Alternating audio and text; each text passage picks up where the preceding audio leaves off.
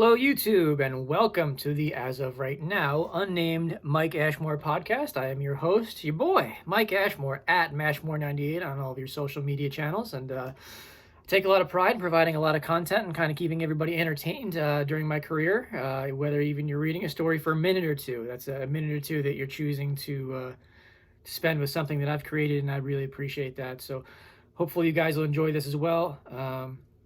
I guess in this current time, kind of wanted to try something a little bit different, maybe extend that entertainment and maybe try something a little bit different that'll work well, and it's something we can integrate into our coverage going forward as well whenever the season does start. And when the season does start for Somerset, their opening day starter may very well be the guy who is our first guest on the podcast. Kind of a test run here. We'll do actual podcast interviews a little bit differently if that's how this goes. But anyway, it's a little bit of a test run. It's a test run with Pat Dean, who was the Minnesota Twin in 2016. Got off to a very hot start with the Southern Maryland Blue Crabs last year. 2 starts, 17 strikeouts in 11 innings. The Colorado Rockies picked him up basically right away. And he did struggle in the PCL, but what pitcher doesn't? So Somerset's looking for big things for him this year. I'm looking for big things from this podcast. So let's see how those two things intertwine. Here's the first part of my chat with former Major Leaguer Pat Dean. Give you a couple minutes of that, then I'm going to cut in and chat with you all a little bit more, and then I'll give you the rest of my chat with Pat Dean. Thanks, guys. It was a really cool experience. Southern Maryland treated me really well for the time I was there. It was actually pretty amazing just seeing the talent that is in the Atlantic League. We opened up with Sugarland, and they had a roster loaded with guys with big league experience, and our team had some guys with some big league time, and it was definitely eye opening just to see the level of player that is in this league, and it's definitely a very competitive league. Guys that have proven that they can play the game and at a high level, and it's definitely very competitive, and it's no cakewalk for sure. Yeah, there are guys who come to the Atlantic League and stay for years. There are guys who come to the Atlantic League and get out in like 2 weeks, like you did, 17 strikeouts and 2 outings in 11 innings. I mean, did you expect to be moving on that quickly? Obviously the goal is to try and get picked up as soon as possible, right? So just my whole mentality going into that was just go out there and take care of business as best I could. Luckily, I was able to do that. I set that goal for myself, and luckily I was able to go out and perform at the level that I expected myself to pitch at. Unfortunately, that didn't carry on throughout the rest of the season with Albuquerque. Just wasn't able to maintain what I was working with, and but I'm looking forward to a fresh start this year, and hopefully the same kind of thing happens where I'm able to get off to a hot start and we'll see what happens. Yeah, I think people do kind of look at those numbers last year in the PCL and maybe chalk that up to you being in the PCL and kind of the atmosphere and all that there. I guess how much of that was that, and how much of that was kind of like you said, just not being able to kind of maintain what you had been doing in Southern Maryland? Yeah, I mean it's tough to say what actually was. The ball definitely does fly a little bit more in the PCL than it did in my experience in the International League. So that was a very big difference for me. There were definitely a few times where I'm pointing my hand to the sky saying, there's a pop fly, and all of a sudden it's 20 rows deep. Like, okay, never mind. Yeah, you look at the home run totals last year. You gave up 34. That's a career high for you by far. But at the PCL, that's not uncommon, I guess. Is there anything that kind of stands out last year? Was there a particular home run or a ball that you gave up where you were like, "There's no freaking way that should be going"? There were definitely a few home runs that we saw last year where all the stadiums come equipped with TrackMan now, so you're able to see the launch angles, exit velos, and all that stuff. And there were some exit velo home runs that were in the 80s, which I'm thinking that's not very realistic here. Yeah. You mentioned TrackMan. Obviously, the Atlantic League is going to be having that this year again to call balls and strikes. As a pitcher, is that something you're looking forward to, something you're apprehensive about? I guess, how do you kind of approach that? I'm not really sure, to be honest with you. I mean, it's definitely going to be a new experience having that, but I feel like it also kind of brings to the table to be able to have the consistency that players are always looking for. There's no longer that game of you start painting one corner, and then see how far you can kind of stretch it out and see how far you can get that call. Now it's where the strike zone's going to be, so you got to stay in there. So it kind of makes it a little bit harder to argue, balls and strikes. But I'm looking forward to seeing what that experience is like for sure. Hope you guys enjoyed the first part of our chat with former Major Leaguer Pat Dean, pitched for the Minnesota Twins a couple years ago. He's got some cool tales about that coming up, including one of how a former Somerset Patriot kind of tipped him off that he was getting called up to the big leagues for the very first time. But first, going to talk some Atlantic League stuff. Kind of curious to see what you guys think about who looks good on paper so far this season, assuming that there is a this season. York just made an interesting move, picking up Darian Sanford. That's going to add a lot of speed to the top of their lineup. Long Island bringing back a lot of guys from a really good, really strong championship team. Somerset seems to be changing things up a little bit. A lot of guys who were there last year not coming back this year. A lot of guys going to the American Association, but a lot of the guys that they are bringing in seem to bring a little bit of a different dimension than maybe that team had last year, with a little bit more power, a little bit more well-rounded, and just kind of the get-on-base team and see what happens that they had last year. So curious to see what you guys think about that. We'll break that down a little bit, but we're going to bring you the second part of our chat with Pat Dean and all of his cool big league stories. Again, thanks to Pat for taking the time to chat. So we were on the road. We were playing at Pawtucket against the Red Sox affiliate, and we had just finished the game. I wasn't pitching that day, and I remember we won the game, so we come into the locker room after everybody shakes hands on the field, and I go to put some music on in the locker room, and one of my buddies, actually Logan Darnell, yes, great guy, former Patriot, a great guy. He was looking at me with this weird grin on his face. I was like, "What are you looking at?" And he's like, kind of giving me a smile, like, "I don't know." And he just kind of messing around with me, and then about 2 seconds later, our manager calls me into his office and sits me down and lets me know what's going to happen, and congratulates me. And as I leave the office, all my teammates are just waiting for me to come out and give me this huge hug. And it was just an amazing experience to be able to share that with my teammates like that, because it definitely felt like forever trying to get to that point. That was in my 7th year of pro ball, so it was definitely didn't. It took its time getting there, but once I finally got that experience, it was something the emotions I couldn't even explain. Obviously, you get off to a good start that year. Was it on your mind at that time that maybe a call up would be in the cards for you? No, I mean it's always the goal, and once the year before I put together a really solid year, and I was able to continue rolling that into 2016, and as I continued to produce and knowing that I was on the roster, it definitely was something that was in the back of my mind, but I tried my best not to think about it and made sure I focused on what I was doing out on the field, trying to control the things that I could control. But at that moment in time, I definitely wasn't expecting it to happen. I was hoping for a little bit later in the season, trying to keep my expectations at a reasonable level. But once that call got made, I was just so excited and so happy, and being able to make those phone calls to my family members that night was an amazing experience. So, big league debut, coming in relief. I guess, did that help ease the nerves at all? Kind of get some time in the bullpen to kind of just work everything out? Would you have rather started? Would it have been easier? I guess, what were kind of the thoughts on making that debut and how it all went? It was actually a pretty cool, I guess, it was an interesting experience coming out of the bullpen. That was my first time in my life coming out of the bullpen. I was in the bullpen a little bit my freshman year of college, but only a little bit. So I didn't have much experience out of the bullpen. But that day when I did make my debut, it was a cold, rainy day at Target Field against the Orioles.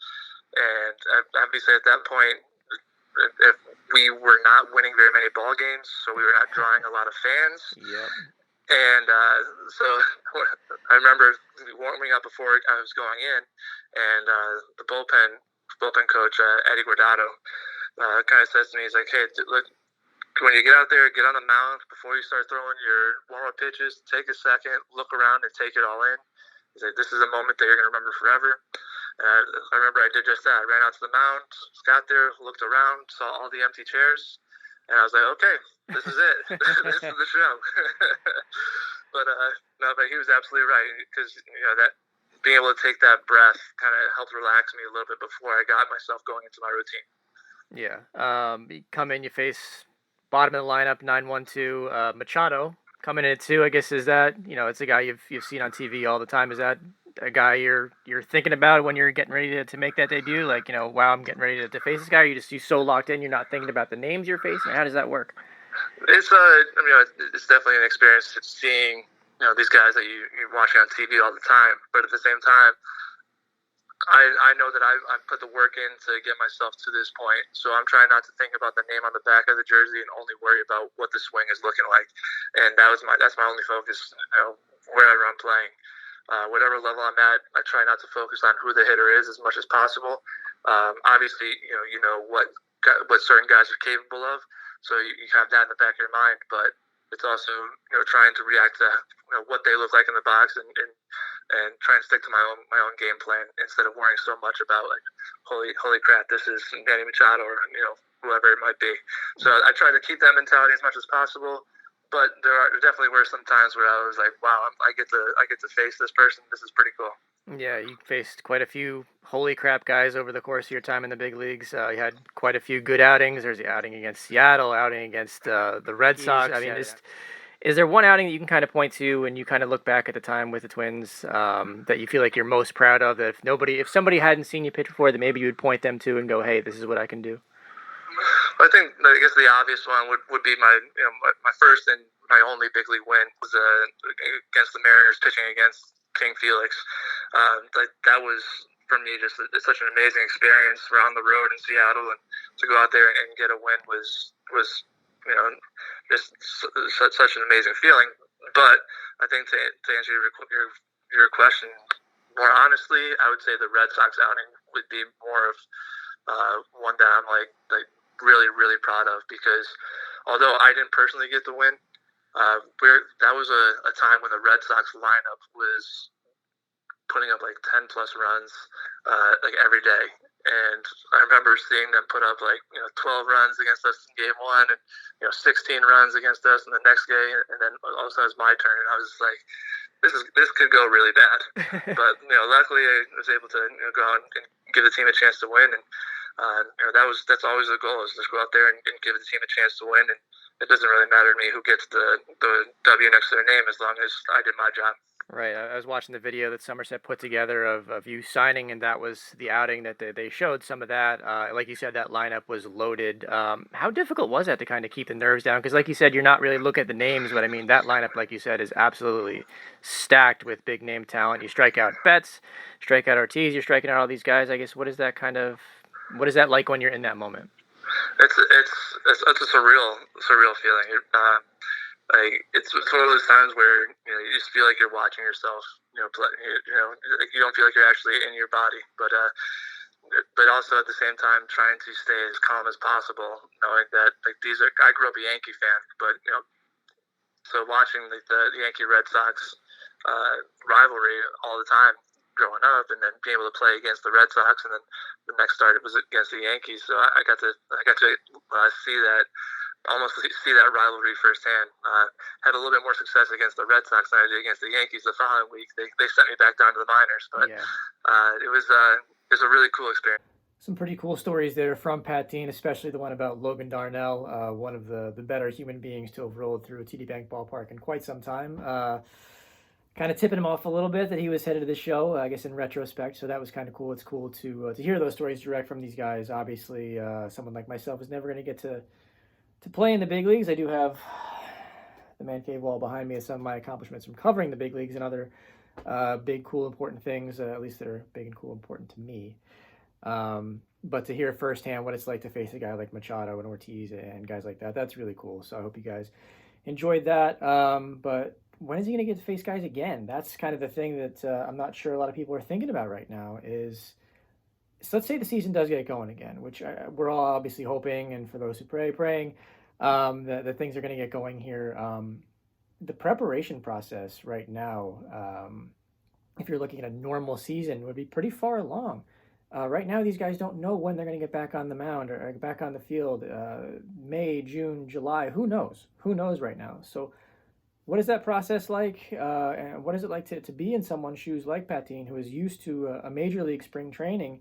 And when he does get back out there, he's only going to have that shortened, maybe 10 to 12 day little stretch in Atlantic League spring training and be expected to be fully ready to go for the regular season. What's that going to be like? In our last segment, we asked Patine exactly that. It's been tough, but I've got a really good trainer over here that keeps me healthy and keeps me prepared, so that when the time does call, when I do get a phone call, I'm ready to go right away. Right now, with all the gyms being closed and everything, that's a whole different story. But who knows when we're going to be able to get back out and get things rolling. But I'm trying my best to stay as in shape as possible. But yeah, we'll see what's going to happen with this year. Yeah, there's obviously a shorter spring training in the Atlantic League too. Does that complicate the process for whenever you guys do get going? That you're only going to have really probably 2 spring outings and probably short outings too to really get yourself going. That's going to be definitely a big adjustment. Last year, I was lucky enough to go to camp with the Twins. So once the Atlantic League season, spring training did roll around, I was still in pretty good shape and ready to go. But this year is going to be a very different experience for me. So, I'm going to prepare myself as much as I possibly can, as best I know how. And hopefully everything continues to go well. Guys, well. Thank you so much for checking out the very first episode of the still unnamed Untitled. Hey, suggestions are cool. Suggestions are cool. Pointing this way with your fingers or not, but suggestions are cool. About the still unnamed Mike Ashmore podcast. Thank you guys so much for checking it out. I appreciate you guys taking the time. I'm hoping that this took your mind off everything that's going on out there. And as for what's going on out there, please follow the recommendations of doctors and scientists in your local government in terms of what to do and where to be and where not to be. You guys know all the social distancing stuff by now. If you're listening to me on that, it's probably not great for you. You should listen to people who actually matter when it comes to stuff like this. So again, hope I was able to provide a little bit of a distraction. Thank you guys so very, very much. We're going to work out a lot of the kinks that I'm sure you saw and listen to in this first one. We're going to make it a lot better if we do a second one. I hope we do a second one. And if we do a second one, says the guy pointing awkwardly like this again, if we do a second one, who should we have on? Give me some guest ideas. If you're a player you want to come on, that's fine too. I'll do as many of these as you guys want. I'm not doing it for myself. I'm doing it for you guys to keep you all entertained during a pretty lousy time. So I can't wait to get back to the field. I'm sure you guys can as well. But until then, signing off for the Untitled Mike Ashmore podcast.